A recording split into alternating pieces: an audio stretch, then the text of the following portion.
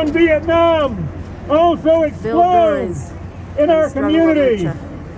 They destroy our healthcare, our schools, our hospitals.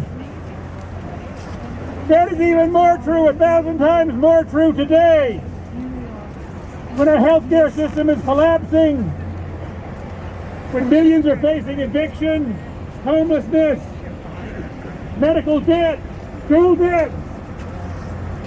They say they can't afford the Build Back Better Act, but they have endless money for war and destruction around the world. And this is not an accident that it costs too much. They want it to cost too much. The Pentagon budget, the CIA budget, the DOE budget, that's the Department of Energy, are all deliberate theft from the working class and oppressed communities of this country because they want to keep people poor and desperate and working for low wages.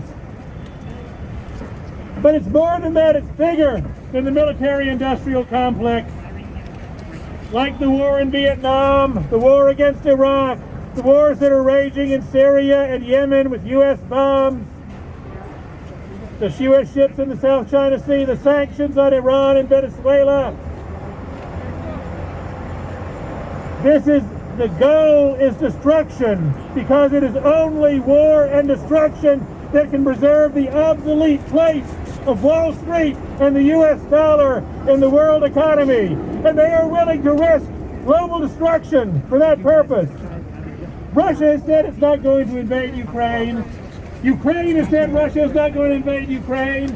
Germany has said Russia is not going to invade Ukraine. Only the U.S. says that Russia is going to invade Ukraine, both Republicans and Democrats, because the U.S. corporate ruling class is being driven to war by financial necessity. Their profits, the value of their capital depends on war. But their profits, their wealth, does nothing for us here. It does nothing for the working class. It does nothing for the oppressed communities. It does nothing for Harlem. It does nothing for Harlan County. We want to shut down the Pentagon. We want to bring all the troops home. We don't want war with Russia. We don't want war with China, with Yemen. We want to end aid to Israel and a free Palestine. We need money for jobs and schools and housing. We need that money back. And that can only happen if they're not going to give it to us. It can only happen if we have a mass movement.